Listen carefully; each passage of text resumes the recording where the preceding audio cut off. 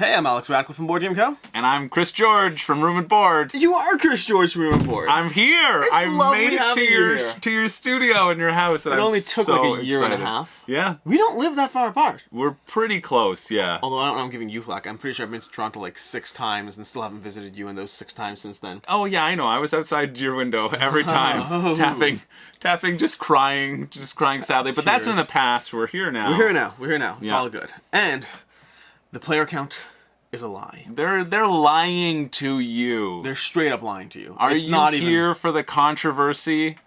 Because I am. You see, the controversy is real, because this is one of those videos where... True. You are going to agree with me sometimes. You're going to cheer occasional other times. You're going to raise your glass in acknowledgement of the things that Chris George said that are real and true and all those things. Yeah. And then there's going to be a whole lot of comments telling me how wrong I and we are. Because this... I won't be wrong. They're on my side. Whew, they probably are on your side. I believe. You got my back comment section. This video is the player count is a lie. The general idea of this video is, and the exact specifications are a little loose, but we have a top 10 list. It's a top 10 list. I know I called it like the player count is a lie. Maybe I also called it the player count is a lie.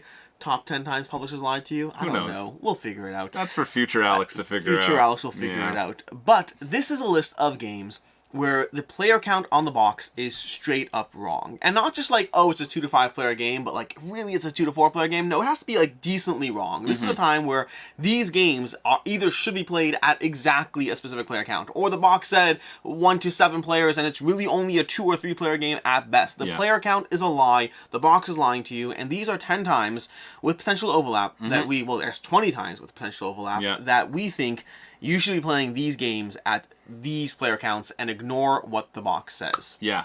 Yeah. And so my first pick, my number 10... Take it away, George. ...is going to Chris, be... take it away, Chris, every time. Hey. Every time. It's a nickname. But I know that your name is Chris.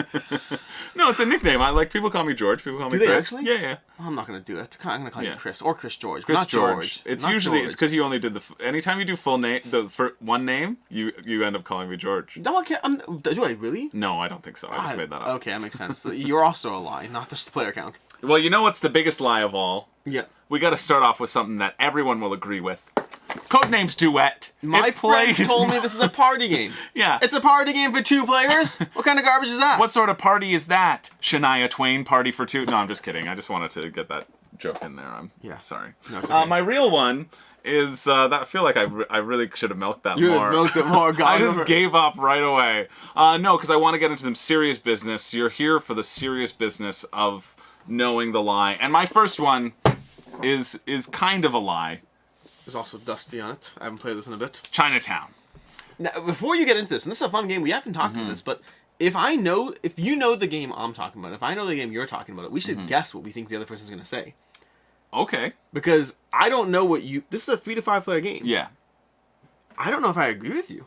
You're going to say it's only playable at 5, aren't you? Yeah, that's the stance I've got to take. I honestly, and I'm willing to be wrong about this one, but because this is my girlfriend's, like, one of her favorite games. Okay. And so I've played it at the other player counts and will play it at the other player counts just because she really enjoys it. And if she wants to play it. I'll eliminate 3. I'll eliminate 3. 3's gone. 4 is tenuous, but it is much better at 5, significantly better at 5, because it is only negotiation. Yes. Right? And because when negotiation is your core mechanic, and it's the only thing that you are focused on, it's the only thing that you're... It's only negotiation for the first 60 minutes, and the last 10 minutes, it's all just math. It's just math. Yeah, that's true. Like at first, it's like, oh, what are we going to do? I can trade this, I can trade that. And the last 10 minutes is like, that's 10 plus 10 add the 2. Yeah. Nope, it's not happening. Nope, not a good trade. Yeah, no, but I wanted to include on this list because I think 5 is so superior because this is one of the most pure negotiation games out there. That's why it is on the list. Because I think if you want negotiation, you want a full room and you want people bartering back and forth and you want to add to that chaos. And so it is amplified. The experience is amplified so significantly at that 5-player count compared to the 4-player count. But I understand that it's kind of a bit tenuous. That's why it's my number 10. Yeah. Because, like, it's my...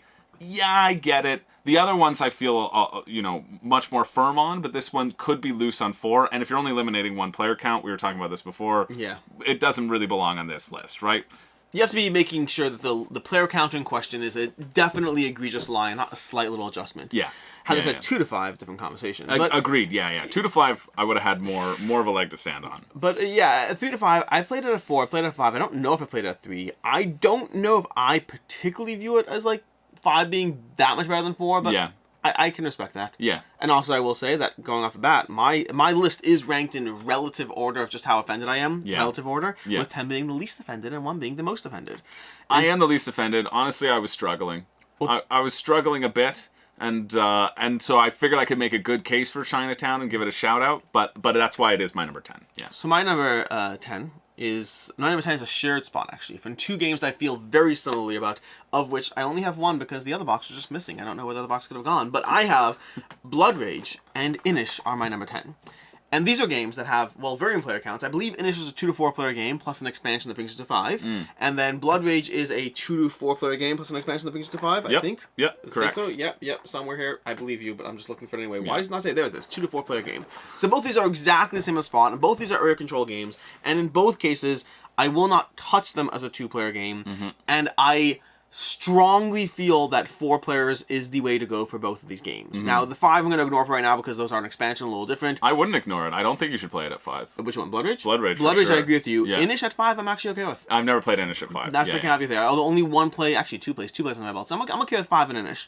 But base game box, 2 to 4 players, I think neither of them are ideal as 2 players at all. I know that Meg is on the channel a lot will swear by Inish at 2 players, and interesting. She does. She likes it a lot at 2 players. She dared me into playing it, and I understand why she gets it. It's actually similar to we had a discussion about Keyflower and about memorizing stuff, and she's like that's why she likes it at 2 players. I might need to adjust my list. But for me, I played it at 2 players, and I would be willing to play it at 2 players, but it's not something that in any way is my jam or go-to. And even 3 players in both these games, to me, like for me, here's the problem with Inish in particular. With Inish in particular, as a 3-player game or as a 2-player game, you're not just adjusting the player count, you are removing cards from the game. So the whole game is about these cards that you're drafting. So in a 4-player game, you have 16 unique actions you're drafting. In a 3-player game, you only have 12 unique actions you're drafting. In a 2-player game, you have 8 unique... Actually, in a 2-player game, you actually have 12 unique actions because they couldn't let it. There's adjustment to the rules. But the removal of those actions, to me, completely changes how much I enjoy this game to the point that I do think it's good at 2, and I do think it's good at 3, which is why it's my number 10. I'm the least offended.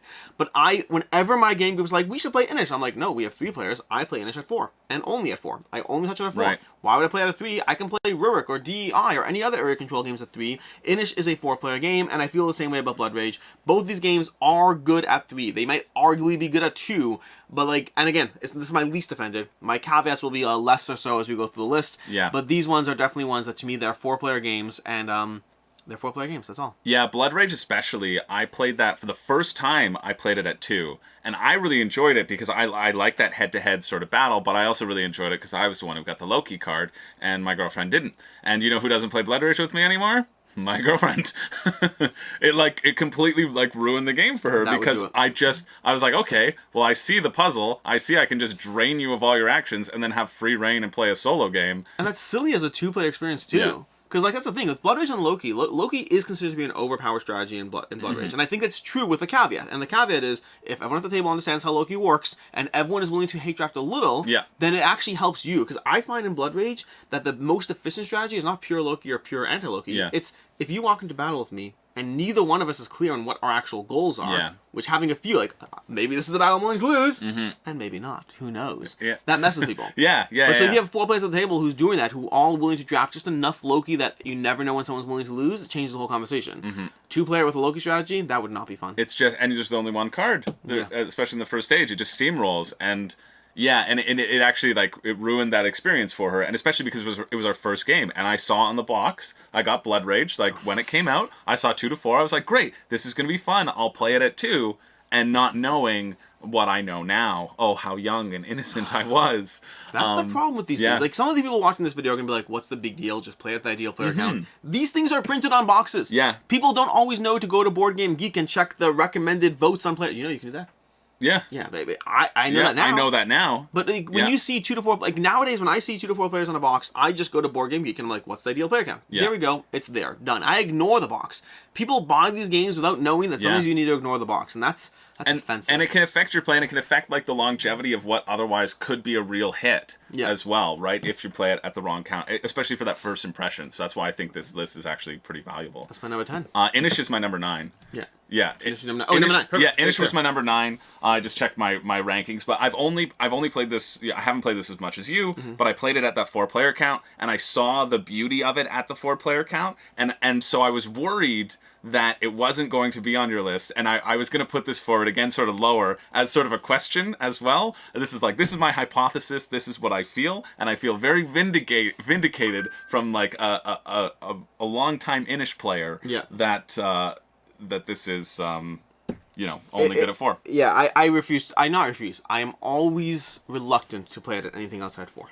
That's your number 9. That's my number 9. So we talked about it. On to your number 9. Before I move to my number 9, just a reminder, in case we didn't say so, Chris George from Room and Board. His channel is Room and Board. I'll have a link to it down below. Make sure to subscribe in case you want to find out all the kinds of fun things, like various reviews, 5 reasons not to back any number of games that crossed $1 million in crowdfunding. Yep. What do you do with the currencies? Do you do it based on the currency? I do it based on U.S. dollars. Always just based on U.S. Always dollars? based on U.S. dollars. To keep it consistent, right? Just to make sure that there's I think it's fair. a strict bar that like is unequivocal. Yeah.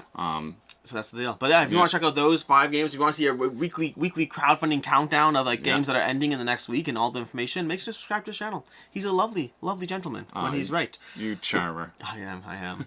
My number 9 is, this one is, I think, the game that I have the largest allowed player count in here. That's also because the box says it's a 1 to 7 player game. And that It says 1 to 7 on there? 1 to 7 players on Liars. Caverna. Have you played this game? I have, yeah. It's not a 1 to 7 player game. It is not 1 to 7. It is a tolerable, no, not tolerable. It is a good 2 to 4 player game. Yeah. It has a good solo mode in case you want that. I respect that. Yeah. But 5, 6, and 7 are literally just there to create pain and frustration and hurt amongst you and your friends. That is ludicrous. I did not. If I had known that it was 1 to 7, you would have grabbed it. I would have grabbed it. I thought it was 2 to 5 or 1 to 5. My favorite part is some of the games on this list that I've been grabbing. As he saw me grab them, he's like, "I thought that's just this player count." No, it says 1 to 7 players. Yeah. Never ever play this at above 5. Here's the deal. Okay, I'm gonna make a deal. Here's the conversation. Very simple. Okay. Yeah. If you want to play it solo, I get that. We all play solo games. Solo games are fun. A great way to learn the strategy. There's a lot of strategy to be learned in this game. Yep. Awesome. Good things. You want to play this as a 2, 3, or 4 player game? I could argue the merits of different player counts. I personally think 3 is probably the strongest, my personal vote, but I know people think 4 is strong as well. And 2 is just a good experience. I like 2. Hey, 2 is good. It's Yeah, good. I like I'm happy. At 5 players, or 6, or 7, you are only ever allowed to pull this out if every person at the table knows this game and has agreed that they are willing to do that thing. Yeah, and desperately wants to play it at that time. Anything outside of that, if you pull this out for a 5-player game and one of the people has not played this game, that is a mistake. Don't do that. Everyone should know exactly what they're getting themselves into and be fine with it, but for whatever reason that they want to sign up for it, this is not a game. And 7, dear Lord, 7? That's so offensive to me that it's on the box like that. Like seriously, because there are so few games that play well at 6, right? Yeah. 6+ is a really tough range to find games in. So weren't you happy to find that this is one of those? It's like, oh great, well I have Caverna, maybe I'll pick it up because it can play at 7. Like I guaranteed, especially when I first started collecting board games, I looked for 6-player counts because that was like generally my group, and then I cut those people from my life because games play better at 4. Exactly. But up until that point, like I would actively look for games that played 6+. It's hard. And having played Caverna, if I tried to get into that, like you could ruin people's experience. You absolutely could. Getting into the tabletop genre if you played this with people who are like, oh, it's a 6 to 7 player game. We like Agricola. I don't even know what Agricola is. I think Agricola is 2 to 4. Agricola's 2 to 5. 2 to 5. Okay, fine. You play Agricola. You have 1 to 5. There's solo mode. You heard about Caverna. You're like, that's awesome. You sit down with 7 people. That's great pick. And also, why 7? Like, why 7? That's because it's so full of tokens. It would have been 8 if they could have stuffed more tokens into the box. I think the reason why 7 is because like 6 is actually almost like a benchmark. That's 6 almost like, okay, 1 to 6, whatever. Yeah. 7 is like such a specific number. You're like, it must play good at those player counts. Yeah. Like Veiled Fate from Ivy Studios. That's a game that has like I think a 2 to 7 player 2 to count. 8. 2 to 8. 2 to 8. Wow. And it plays well at all player counts. It plays well at all player counts. Yeah. I mean, there's an argument made around 2. I think you have to specifically want the type of game it is, but 2 is my favorite player count for Veiled Fate. But you move, and also for me, my favorite player count is 6 to 8. I like the teams mode. Yeah. So like, there's merits to be had, and you're like, wow, it only encompasses that range because it's real. Those times, yes. This time, no. Absolutely not. That was my number That was 9. your number 9, so my eight. number 8. My number 8 is a game that should only be played at 4 players. No more, no less. That's Root. Root is just, like, especially base Root 2. You get 4 asymmetrical characters, or asymmetrical factions, that all have a purpose in the world. And if you're not playing with all of those asymmetrical factions, you're really missing out on the core Root experience. I've never played any of the expansions. I've only played base Root. I was about to say, the expansions, ironically, are where things change. Yeah. I think when you have the expansions, especially the most recent expansion, I can't remember what it's called, but the Marauders. If you have those the little hirelings. yeah. So I think the expansions do change my opinion of that. But base game Root is a 4-player game. Yeah. It's not a 2 to 4 player game. It's not a 3 to 4 player game. Yeah. It's not a one. It's a 4-player game. Yeah. That's what base Root is. Yeah. And it's just because everything works so well together. When you remove one of those parts, you just are lacking in a combo. And like the other part of me wants it to be a 2 to 4 player, because in a 2, okay, well, what if I pair up the Eerie and the cats, and then what if I pair up the Vagabond and the cats, right? They are different experiences. One is a good experience, and the rest are all variations of bad experiences. But I think it even would suggest in the rule book, like if you're playing at 2, use these factions, right? Yeah. Like so even the joy of potentially mixing and matching those factions, it knows that it won't work, and so it's just a 4-player game. Having everything, I couldn't envision playing this game without it being 4 players and having everything in there. And maybe that changes with the expansion because you can mix and match factions, right? And those sorts of things. The more expansions you have, the more flexibility you have of different pairings that will work at 3 players. And then 2, I think you really do need the hirelings to have 2 be competent at all. Yeah. But meaning, I don't think the expansions alone make it a 2-player game. I think the expansions make it a 3-player game. I would not recommend it as a 5-player game. I've played it as 5-player. I think 4 is the sweet spot, 3 with expansions, and 2 with the hirelings. But base game is a lie. 5-player feels so just way too much. But You know who loves your opinion right now? Who? Devin. Yeah? Devin likes to go on a rampage about Root. he loves attacking Root. Well, Devin, that's why we're soulmates. Don't tell Alex. My number 7. Your number 8. My number 8, that's the one. My number 8 is actually 2 games. And some of my games are categories to a degree. But my number 8 is one where I pulled out one of these games. And I believe Chris Shore said, I thought that's a 1-player game. Yeah. And I thought so too. This is the Onirim. Do you know which one it is? I think it's Onirim. Onirim is a solo game that says 1 to 2 players on the box. So is Sprawlopolis, also a solo game that says 1 to 2 players. The entire Oniverse and many Button Shy games specifically have a 2-player mode. This is not, like, again, if you're buying this right now, what does that box say? Yeah, it says 1 to 2. It doesn't say the solo experience. It doesn't say the solo verse. It just happens to be, we know this is considered to be a solo series. Yeah. But the game is lying to you. This is not a 1 to 2 player game. The Oniverse, this has Onirim, it has Nadium, Arion, Cassian, Sylveon, all and those then, names. Yeah, all those names for the games. It's an entire series of like 6 different games, maybe 7 if you count the out-of-print one, that are all phenomenal solo experiences. And then we have Sprawlopolis, that also falls in the same category from Button Shy, that kind of do the same thing, where both of these games, the reason I'm kind of lumping them together as opposed to 2 separate, is the entire Oniverse and this do the same thing, where it's like, here's the game, it's a 1-player game, enjoy, by the way, great. And also here's like 3 paragraphs on how you can kind of co-op it. Yeah. That's not a 2-player mode. There's no major change. It's like, hey, by the way, if you share cards and make decisions together, now it's suddenly a 2-player game. It's not. It's a solo experience and a solo puzzle that you can arguably share with somebody else, the same way you can do any solo experience. Yeah. Any solo experience, you know what you can do? You can just control the characters together. There you go, done. You can do what you need to do in any solo experience by making decisions together. These are solo puzzles. They are not 2-player games. If somebody wants to play a solo puzzle together with their friend, partner, whoever, sure, great. Don't print it on the box. Yeah. I was so surprised that it had a 2-player count. Because I've only heard it referenced. I've never played it, but I've only heard it referenced in solo. Because I don't play that many solo games. But I've only heard it referenced in like solo communities and like people playing it on the app and you that thought sort I was of pulling stuff. another Codenames joke. Yeah. This game is best at 1. The box is a lie. And yes, I feel like I really biffed that Codenames joke. It was much funnier in my head, and then I felt it not be as funny. You just didn't lean into it. I didn't lean into it. You kind of started it and then was like, and then my joke's over now. Yeah. Here you go. All right. Well, my number 7 is Codenames Duet. That was already funnier. It was. At least it was worth it. My number 7 is a game that I have gotten rid of. I forgot a game. Well, was it Whatever. Seven Wonders that you forgot? Nope. With the 2-player... No, that's been removed. That's why I can be on the list. I'm putting Ankh. This is just the Pantheon because the box is bigger and I'm too scrawny to lift it. But Ankh, to me, is a game that I really wanted to love. I have a whole review over on my channel about it. Eric Lang is my favorite designer. I would call Eric Lang my favorite designer of all time. And so I was so excited for Ankh. And for me, this isn't a 2 to 5 player game. Ankh, for me, is just a 2-player game. Only 2. It's only 2. Only 2. Yeah, I know this might be a hot take. People say it plays good with 2. You're saying only 2. I'm saying it's only 2 because...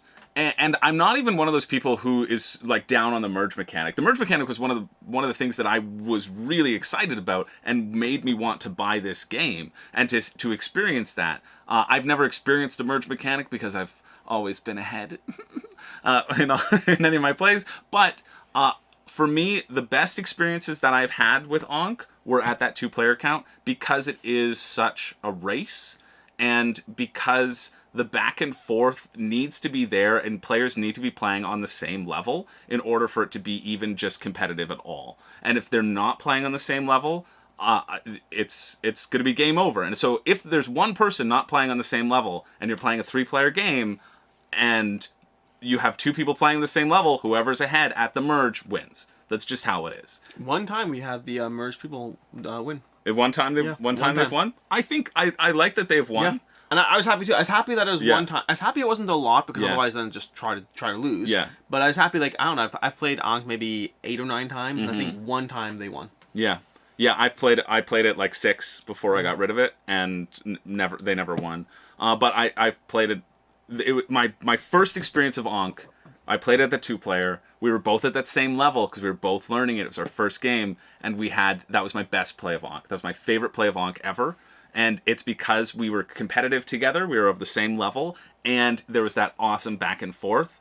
I think it just, the more players there are, the more chances there are for someone to make a wrong mistake. And it's one of those games that I feel is very punishing to the people who, when you do make a mistake, it's so hard to catch up from it. If everybody else if the other person doesn't make a mistake, you don't catch up. So that could be like you lose the game and then you wait to lose the game for the next half of the game. Yeah, I like the game. I enjoy it. It is on my games to potentially get rid of list, but I like it at 2. I don't know if I think of it as I like it a lot in 3 or 4. I do enjoy it. I do too. I think you could No, with the right group. I respect. But I think like You know how you sometimes watch board game reviews and you're like, you're wrong. And other times you watch board game reviews and you're like, you're right, but it doesn't bother me. Yeah. That's what this one is. This is like, I agree with everything you're saying. I agree with you, it is a punishing game. I agree with you that it's very anticlimactic to be like especially the second party in the merge where all your people are gone and you're like, hey, I can help you make decisions too, you know? Yeah, I'm also here. But I've been that person in the game. I've been all 3 roles. I've been the head of the merge, I've been winning the game, I've been in leading the merge, and I've been behind the merge. Behind the merge I think is the least satisfying. Because it's literally not even your people or your stuff. Yeah. But you're like, we can still do this together. We can figure it out. And I respect your critiques. Yeah, it's made like, I really fought hard. I was like its biggest advocate of the merge, especially, and then it made like, again, I'm really always aware of everybody's experience at the table, right? Like for me, it doesn't matter if I win or lose. It matters that if I beat someone, they don't feel like they didn't even get to play. And I think like the merge also gives that feeling. And I know people were like, well, that was just really sad, like really fun at certain parts and then really sad. So yeah, that's my number 7. My number 7 is one that I don't even know what the box says, and I can't even look at the box because I made the mistake of grabbing this bad boy over here, which doesn't say the player background in this. This is like just miniatures, which is it's 2 to 6. Is it 2 to? It's 2 to 6. Yeah, it should be higher on your list. You can take it back and talk about it later. Okay, we're gonna redo this video. Start again. 2 to 6. Wow. Okay, so Dice Throne is definitely on my list because Dice Throne to me is a 2-player game. And this, by the way, this is a category kind of conversation, which is anytime you have a game where primarily is based on a head-to-head system and they kind of throw in other modes, and yes, I'm including Magic the Gathering in this. Magic the Gathering is a 2-player freaking game, okay? Yeah, oh yeah. Just give me breathe. This is not a 2 to 6 player game. This is a 2-player game with variants that can accommodate groups that want to play it differently than the way you should play the game. That's what should be printed on the box, like all that text. Yeah. 2-player game, variants for inefficient player counts. That's what you can title it. You want to title that? Be my guest. Title that. Dice Throne is a head-to-head Yahtzee-style game where you're going to be rolling dice, playing cards, and then taking down each other's health down to 0. You know what you can also do? You can play it as a teams mode. That's not even the worst. You could play it as a straight-up free-for-all mode. You want to take a game that's light on strategy and turn it into whoever's winning we hit the most and say remove any further strategy and make the game longer and less fun and just feel beat up upon no matter how... Like, those satisfying moments you actually do have in Dice Throne, which is a lighter experience, but those satisfying moments, they go out the window in a free-for-all experience. Dice Throne is not a 2 to 6 player game. It is a 2-player game with variants for inefficient play. That's my horse. Yeah, I'll get off it. I agree. It's. I just played a 3-player game. The last play I did was a 3-player game, and I tried to back out of it because I was like, no, you guys play. I was like, you guys play, it'll be better. They're like, no, we'll play 3-player. It's like, okay, sure. I think I would rather watch a 2-player game than play a 3-player game. Yeah. Yeah. But I still enjoy playing the 3-player game, but it made for... I was like, okay, well, I lose, and now I can make... I mean, I enjoy Monopoly with the right group of people. Doesn't mean that Monopoly is what I want to play. Yeah, fair. The right group of people can make anything fun. Well, I'm excited about my next one. Go ahead, you're number 6. This is my number 6. Brass Birmingham. Whoa. Brass Birmingham is another 4-player game. Whoa, and no. I'm excited to talk about it. The reason I looked at this on the shelf and I was like, do I want to argue this one? I was like, no, it's too good at 3. In fact, I think it's better at 3. No, it is a 4-player game through and through. I love Brass Birmingham. And honestly, I would play it at any player count because I do love it. I played it 2, I played it 3, I played it 4. Don't care. Because it's just fantastic. But it's the number 1 game of all time. It is the number 1 game of all time. Still shocking to me. I love that. I love that. I love cycle. I love that sort of cycle. You rated it a 10 to push it. Oh, I did. I was offended. Yeah, did you see it? No, I did. Yeah. Oh, well, no. This honestly is a 10 to me. But did you rate Gloomhaven? I did rate Gloomhaven. Gloomhaven is a 7 to me. Did you rate? Fine. Okay. Pandemic Legacy I didn't rate, but Pandemic Legacy is also fantastic. It is. Yeah, so I put in my ratings because I felt like I could honestly rate them. I don't really rate my games on BGG. Yeah. But I did in order to... As long as you're not part of the 10-1 crowd... No. I'm okay with it. No, I rated Gloomhaven a 7 because it's like a 7 to me. I think with more plays it would go up higher, but I just haven't played it enough because I agree with you completely that Brass I fell in love with after 1 play, and Gloomhaven took like 4 plays. Yeah. But Brass, going back to its player count, this is a 4-player game. It is best at 4. And I think it should be experienced at 4 because you use the whole map. And there's just such a beauty to the whole map being used itself. You can use it in a 3 to 2-player game, but you can do it by scouting and then going up and using other things. Different strategies. But I don't think I ever really noticed. There's an upside-down woman on the cover. I've never noticed that either. In a reflection. Oh, that's a reflection of the puddle. I know. I've never noticed that. I've known this cover to be, it's a beautiful white cover. Never looked at it further than that. I mean, there's the big dour dude on top of Brass Lancashire or whatever. Oh, right. But, like, I know him, but I never realized there's a woman upside down in the puddle reflection on Brass Birmingham. Yeah. Comment down below if you've noticed that or if you hadn't noticed that. Like, if you never saw Brass, doesn't count. She's looking down and envisioning why anyone would ever play this at 2 to 3. She's thinking, oh, this is a 4-player game. You can tell by her expression. Yeah. But no, I think there's just such a wonderful elegance to Brass, and to not play it with the full board, I think you lose the full picture of that elegance and of that vision and design. And so that's why I wanted to put it on the list, because I just think it is so exceptional at 4. And I'll play it at 3 and 2 because I love the game, but it shines like a diamond at 4. Like a diamond. I hear the words you're saying. I just don't agree. Yeah. Cool. That's my number 6. Number 6. My number 6. Ooh, actually, my number 6 is a very nice fitting match as far as the times of the. Look at that times. Oh, look at the times. Look at the times. They're all. I should have picked Lancashire. Yeah. It would have been better. Yeah. This to me is Letters from Whitechapel, and this is a hidden movement game that is. How to say this? This is a hidden movement game that is officially rated as, I think, a 2 to 5 or is it 2 to 6? I think it's 2 to 6. I've never played it, so 2 to 6. It's a 2 to 6 player game. And the reason it's a 2 to 6 player game is because in the game you have Jack the Ripper who's trying to escape, and then you have the 5 constables who are chasing him down. And so 2 to 6 means that no matter what happens in the game, you have 5 constables chasing Jack down, no matter what happens. And so as a 2 to 6 player game, there's 2, and then we each control 1 constable. As a 2 to 5 player game, there's 2 and then 4 people fight over 5 constables. And the 2 to 4 player game, there's Jack and then 3 people fight over 5 constables. And 2 people fight over 5 constables. And it's not even, it doesn't have the good sense to be like, at least if you made it like 4 constables, you could at least play 2 players, each controls 2. That's such an odd number. Every player count other than a 2-player game or a 6-player game means you're sharing control of the constables. Okay, which means to me, this is a 2, at best, a 3-player experience. At best. Yeah. And the reason for that is as a 2-player experience, you have 1 player playing against Jack, and you have the other person controlling all 5 constables, and all is right in the world. As a 5-player game, as a 6-player game, even though at least the constable distribution is even, you're still have too many people controlling far too few decisions, and the constables don't do that much. They work as a team. Imagine you were playing Blood Rage, and we played a team game, and every person, we had a team of like 5 people, and we each controlled 1 guy. Oh, so you mean Ankh? Yeah. Kudos to you. But so this is a game where the fact that there's 5 constables is immaterial. You should not be playing with 5 players. You should be playing with 1 person controlling all 5 constables as their own little army that they're controlling. And at best, I say a 3-player experience. At best, because then you can have the back and forth of, what do you think, Jack is? What do you think we should do? You think we should do this? Yeah. We'll go down that alley? Yeah, I think it's a good idea. We should do our ability? Okay, cool. Like, there's at least the teamwork of a conversation with 2 players. Anything outside of that, and again, I really think 2 is the optimal player count. I think Letters from Whitechapel is a 2-player game with modes to increase inefficiency. It's the same thing as a solo puzzle. Of course you can play a solo puzzle with multiple people. This is a game where, yes, a team-based game could have multiple people making decisions for 1 team. Of course you can. I wouldn't recommend it, though. This is Letters from Whitechapel, and it's a 2-player game, not a 2 to 6-player experience, which, again, offensive because so many people are looking for that 6-player experience, and this is not that. Yeah. I think the 6-player experience on the box is the most offensive to me. Well done.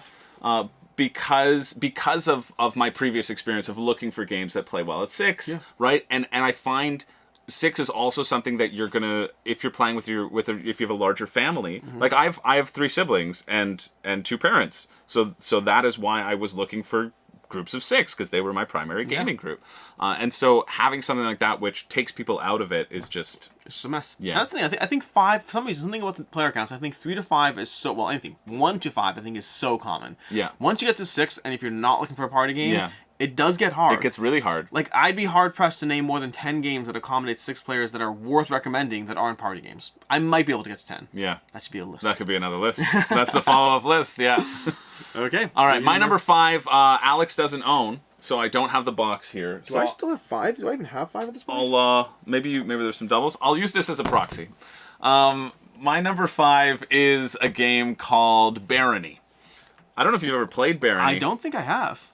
It's awesome. I did a review on my channel recently. Interesting. It's such a fun game, but it is a fun 2-player game. And so Barony, I describe Barony quickly as the Cole's Notes, the elevator pitch is that it's Catan meets Splendor meets chess. Okay. That's the combo.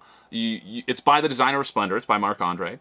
And you have 6 things that you can do on your turn. So very similar to Splendor. You get to take 1 action and put things down, but it's a little bit on an area control map. And so you're fighting over cultivating these different lands, which will give you different points, which will let you upgrade and meet the total score that you have to hit.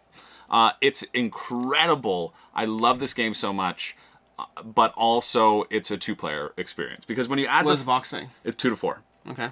Because when you add in that 3rd and that 4th player, the map gets bigger, sure, but you again run into that sort of king-making experience. It feels designed to be a head-to-head, and when you play it as a head-to-head, it feels so good. If you're playing it a 3-player experience, especially, you have 2 people fighting, and like you can take over each other's spots, and so you have 2 people taking over each other's spots, and you have 1 person just building up in the corner and winning. 4-player feels a little bit more balanced because it's like a bit more chaotic and head-to-head, but the desire that I get out of that game for it to be a quick, snappy, area control meets efficiency puzzle, I just don't want to play it at 4. Because there are other things that I'd rather do with 4 players, right? So for me, it's so good and so fun, but it is like a 2-player experience in that tactical nature. All you've done is made me want to play Barony. Yeah, we should... I should bring it here. Do you have it here? I should have brought it. I'll be visiting Toronto in like 2 weeks. Yeah. I think. Some of that. Like, I think so, yeah. It's a possibility. We'll talk. We can play it. We'll play Barony. My number 5, which is really my number 8, but I didn't have the box, so that's why. I looked down, I was like, I only have 4 boxes left. I'm out of order here. My number 5 now is a 2 to 4 player experience that is called... Sorry, a 1 to 4 player experience that's called Too Many Bones.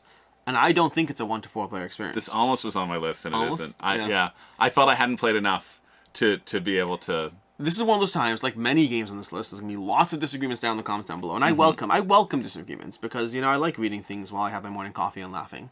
But anyways, it was so disrespectful. So disrespectful. I'm sorry. I apologize. No, that's the correct stance to take. Oh no, I don't want the comment section to turn against me. I know you're used to my allies. I was about to say the comments are scum. Yeah, I'm just kidding. You know I love you. Too Many Bones is a 2 to 4 player game, and I am sure that it is enjoyable. Not sure. I've played it. I've played it at 3. I don't think I've played it at 4. I've played it at 3, and it is a good time because it's a great game and it's still a good time. Too Many Bones is a 1 to 2 player experience. It's great solo. It's great at 2 players. It's great solo running a true solo. It's great solo running 2 characters. It's great playing at 2 players and, running 2 characters, each of you controlling a character.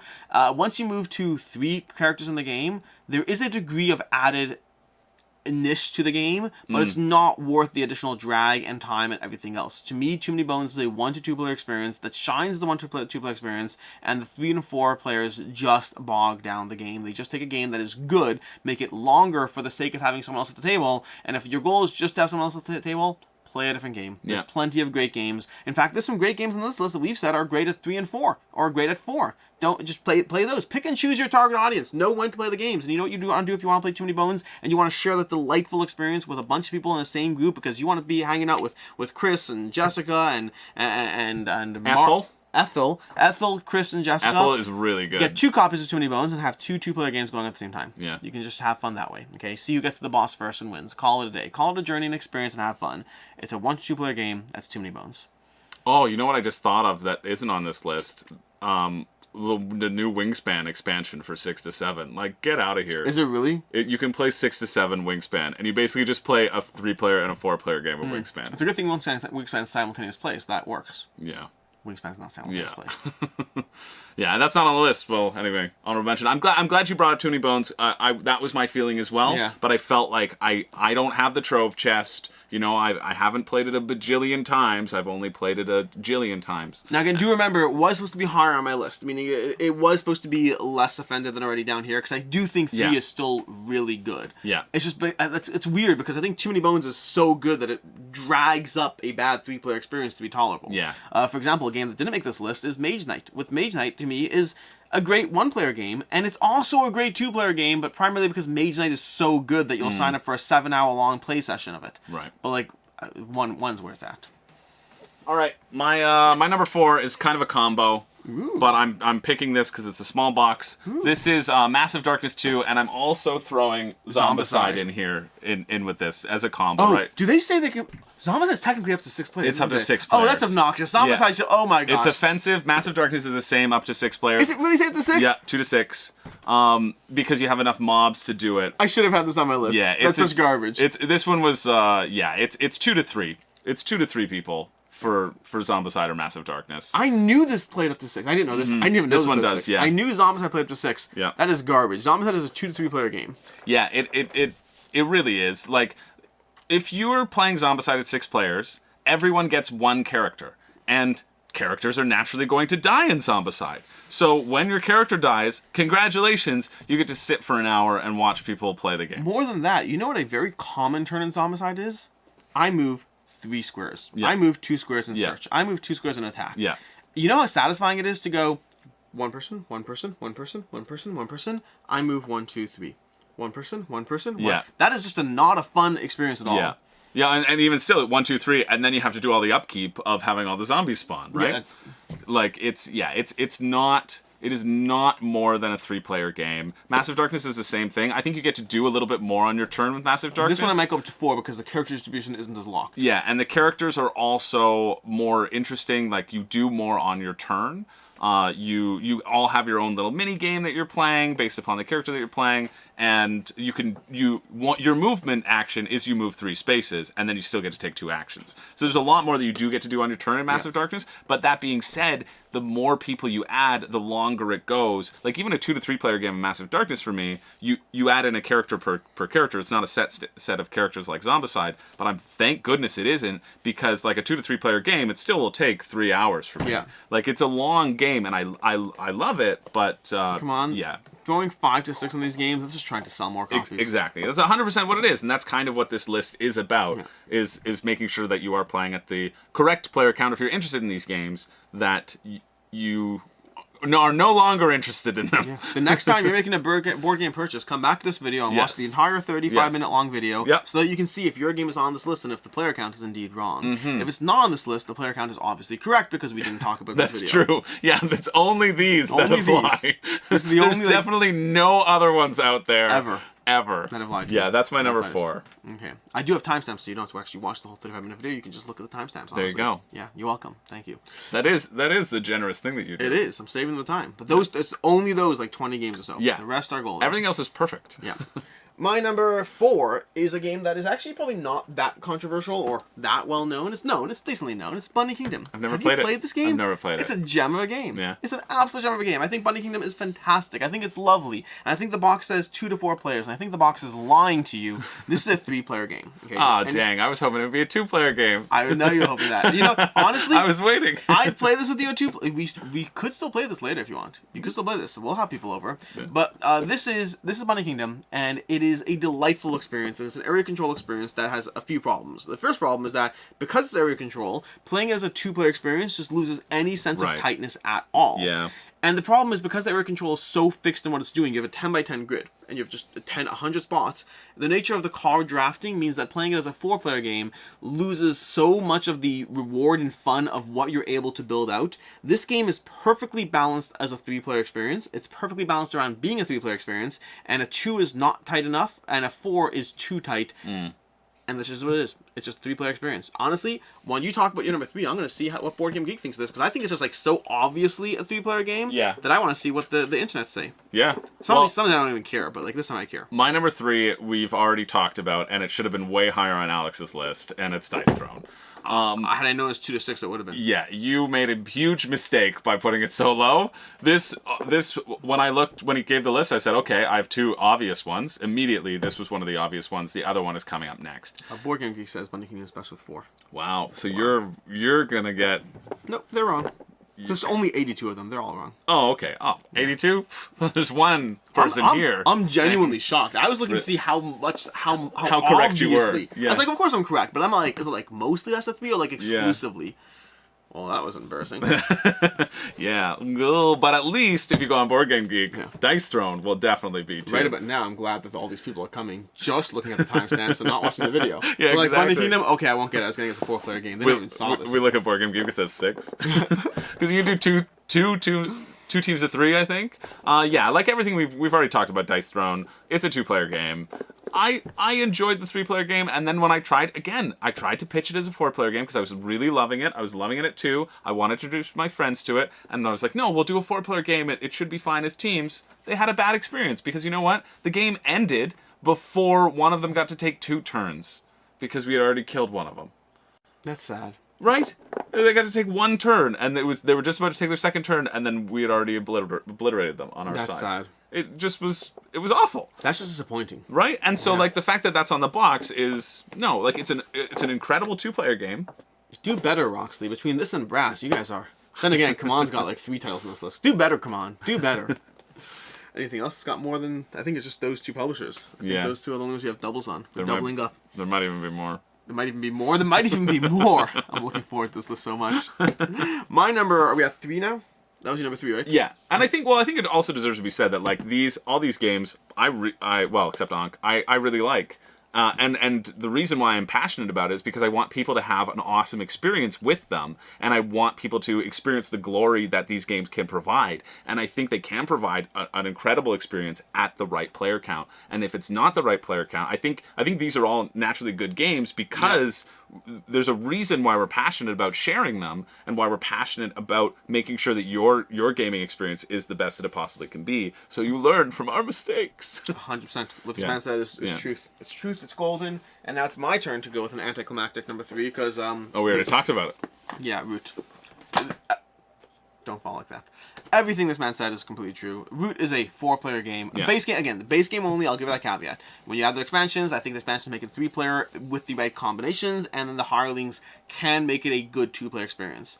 Outside of that, Root decided to print 2 to 4 players in the box so that people who want to play it 2 players can play it, so that people who want to play it 3 players can play it, and they all went home, got rid of Root, traded for something else, and had a good time. This is the part, this is the part of the comments right now, because X number of people see this video, and there's that one person who had a great time in the comments down below, and actually, I fell in love with the hobby because I played Root as a 2-player game. Yeah. Good. Well, you would have fallen in love with the hobby anyway. Then. Faster. You know what? You were born to be a board gamer, and this just delayed you. Yeah. Root is a fantastic game. I think Root's amazing, and I think the core game is a 4-player experience only. Mm-hmm. The short conversations because we did Dice Stone. There we go. All right. Well, I don't mean to pick on Roxley, but really? More Roxley? I saw you grab this. I forgot. Santorini is my number 2, and because it says on the box 2 to 4. I mean, honestly, I almost gave this one a pass because in the rule book it legitimately says, by the way, it's really best at a 2-player game. But that's in the rulebook. You have to buy the game. It's true. You do have to buy the game. It's almost more offensive. At least with Root, I can believe that you believe it. This game's like 2 to 4 players. Now that you've punched the shrink and can't return it, it's really a 2-player game. Yeah, that's fair. That is fair, right? I think if you're in the hobby and you've heard about Santorini, everything everyone has ever said is that it's a 2-player game. Yeah. Right? It's an awesome 2-player experience. I really enjoy Santorini, but it's for me it's 2 players. They have a 3-player mode. They have a 4-player mode. Yeah, that's not the way to play Santorini. I have played the 3-player mode, and that's because I was on such a Santorini kick, and I went over to my friend's house and I was like, "Hey, I'm just loving Santorini. I know there's 3 of us, but do you guys just want to play a 3-player of Santorini?" But here's the thing, and again, this is my caveat. My hesitancy around some of these things is I can play Inish at 3 and have a good time. I can play Too Many Bones at 3 and have a good time. Sometimes a game is good enough that it elevates the experience even at suboptimal player counts. Yeah. But as a 2-player experience, Santorini is an abstract game with strategy and decisions and all that. As a 3-player game, it's I want to experience Santorini, and I will lose not because I'm not good at the game, but because this is not a 2-player. It's not a 3-player game. Yeah. So congratulations, the 2 of you teamed up and killed me. Congratulations. Okay, who cares? It's not the way the game's meant to be played. But I like playing around Santorini. I don't care if I win. I'm just here to have fun. Sure, no problem. Yeah. As a game, it's a 2-player game. Yeah, like that's why it's so high up on the list, because it shines so brightly at 2 versus the 3 and the 4. Right. And if I didn't like it as much, again, if somebody started with this at 3-player or 4-player, they would get a suboptimal experience, and in this day and age, they may not ever play it again, right? Like, have you played Crokinole? Yeah. Do you like Crokinole? I do like Crokinole. Have you played Crokinole 3 players? I haven't, no. So I play Crokinole 3 players all the time. You know what doesn't have a 3-player mode? Crokinole. Crokinole. Yeah. But sometimes I just like shooting the pucks. And so I'll sit there and be like, okay, first to 100, we're just going to figure it out. Crokinole almost made it on this list. It almost made it. But I like it so much even at 2. Wait, what's your optimal? Oh, I would say 2. Oh, for me, 4 is the way to go. Well, there you go. That's why it's not on the list. Wow, look, that would have been fun. You would be like, Crokinole is a 2-player game. And I'm like, it's a 4-player game. Oh, for me, it's for sure a 2-player game. Have you played it 4? Yeah. It's so much better. It's much better at 2. George is we are the comments section. We are the comments section. See, I knew I was a man of the people. Oh my gosh. But yeah, Santorini to me, a 3-player Santorini is like 3-player Crokinole. The player count doesn't exist. Yeah. If you want to have fun, you can have fun. Yeah. Who cares? That's your number 2. Yeah, that's my number 2. My number 2 is one that I feel very, very strongly about. And that is Through the Ages from CGE. Through the Ages from Vlada Shvatil and Czech Games Edition is an incredibly... Have you played this game? I have not. Oh, and I need to, yeah. I'll play this after as a 2-player game. I would. Because here's the deal. A teaching experience. Not because it's a good game. Through the Ages is a long, epic... I mean, the game of Through the Ages in person, and you could play the apps, and you could play it on BGA, and you could play it on a little, just whatever, any number of different ways you can play it. But if you're playing the physical game, there's a lot to manage, there's a lot going on, but it's basically a civ-building game where you're going to draft cards from a card row, and there's some degree of conflict in the game, and the problem is, as a 2-player game, it is a lot of fun, but the 2-player game suffers from the fact that if one player does build up military might and the other doesn't, the game's over. It stops being fun. Now the game's about you punching me and the game's over. It's done. We move on with our lives, whatever. Right. As a 3-player game or a 4-player game, you have the balance that you have other players in the mix, and so it's a little bit more balanced, and you can have a player, you still have to be mindful of military might, but it stops being a simply binary, you either keep up or you don't. It works much better as a 3 or 4-player game. The problem is, as a 4-player game, you're playing this game for 6 hours if you're playing as a full 4-player game. Even as a 3-player game, it's going to be 3 to 4 hours in person. And I think those 3 to 4 hours are delightful. And I think they're amazing. I think they're incredible. The problem is, I think when you go to 4, you are not making the game better. You're just making everyone sit at the table for an extra 2 hours. Right. So to me, because 2-player doesn't balance well as far as the dynamics between the players, and because 4 players adds nothing to the experience better, just more time. And already, when you're talking about 6 hours when you're talking about 4 hours versus 6 hours, it's a big deal. Yeah. It's a 3-player game. It is only a 3-player game. I will only ever play this with 3 players when I'm playing it I'll play it as 3 players when I'm playing physically, and 2 for the sake of teaching people games up and running, with the caveat that I'm going to play it easy. I'm not going to sit there and attack you with all the military might. I'm basically dialing back my gameplay in the game so that we can have a good time. Yeah. It's a good 2-player learning game. It's a great 3-player game. After that, go on Board Game Arena, buy the app if you want to play it at any other player count. Yeah. I mean, I haven't played it. I've always been interested in it. But you make very valid points, and I trust you with my life. Yeah, the comments has my back. Mm-hmm. Yeah. Comments have your back. Totally. I believe in them. Your number 1. My number 1, you don't have a physical copy of. So, I gotta go with Codenames Duet. No, I'm going with a game that I have played thousands of games of. I think I'm killing my light here with this. I'm just gonna put these down. I've played thousands of games of this on Board Game Arena. Seasons. We had a conversation earlier. We had a conversation about yeah, that would have been pretty good if we didn't. You know, we shouldn't have. Everything on Board Game Arena, you just picked it out. Well, when you were stalking me outside my window, I was looking at the BGA profile. Oh, that's what you were doing on a computer. I see. Seasons is a 2-player game. Just flat out stop. End of discussion. It's not a 3-player. It's not a 4-player. You don't bother playing them. I would not, even though I love Seasons, I wouldn't play it at a 3 and a 4 like I would Santorini. Wow.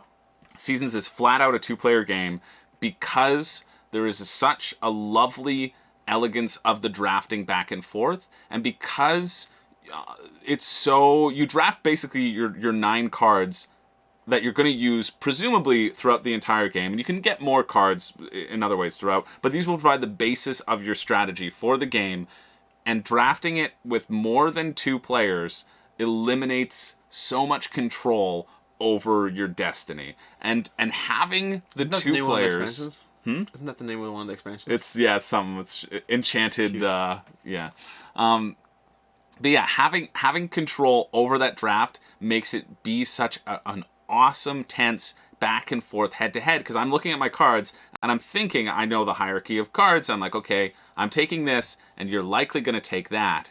And so knowing what your opponent is going to take and being able to respond to that through your draft is where so much of the game gets played out almost in those initial moments. And then you have the random rolling of the dice and the random additional card draw throughout to add up that spice and the possible changes. But you have to plan it out so perfectly at the very beginning, and it's just a 2-player. Again, with the 3 and the 4, it doesn't add anything at all. It just makes it longer. There are even cards that scale up and have like, if you have 3-player or 4-player, it costs 2 energy or 3 energy or 8 crystals instead of 2.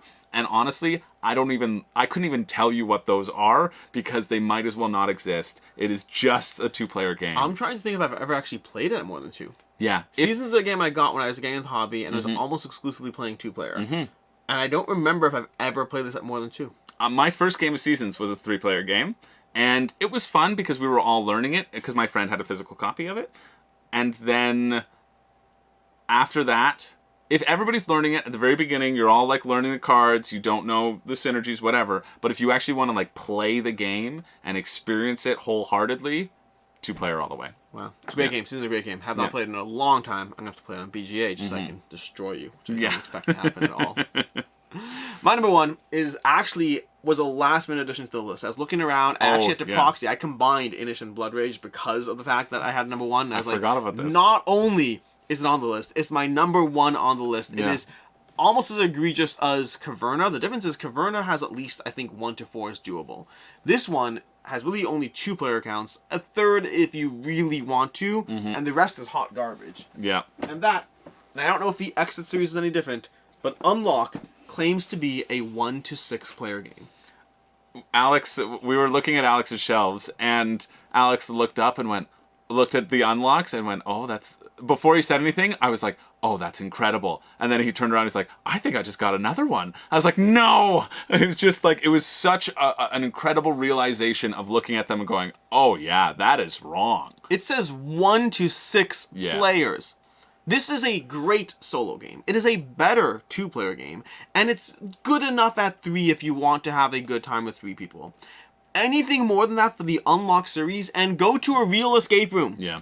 This is not, like, the cards, they're small cards. It's an escape room in a box. The Unlock series is an escape room in a box. It's a bunch of cards. You look at the cards, and then the more people you have at the table, the more you're just sharing the same information, but it's all small, and it's all in front of you, and you don't need those extra people. Escape rooms in general, in real life, are usually balanced around player counts. It's like, this escape room is good for 4 to 6 players. This escape room is good for, 6 to 10 players. And pro tip, even if it says that, it's the lower number. Yes, it's the lowest number you want to go in. If it's 6 to 8, go in with 6. Yeah. If it's 8 to 11, go in with 8. This is trying to be all-inclusive, and so they're like, hey, we're just going to design 17,000 escape rooms, and we're just going to go ahead and put them all as 1 to 6 players. If you play Unlock as a 6-player game, you know what you're never ever playing again? Unlock.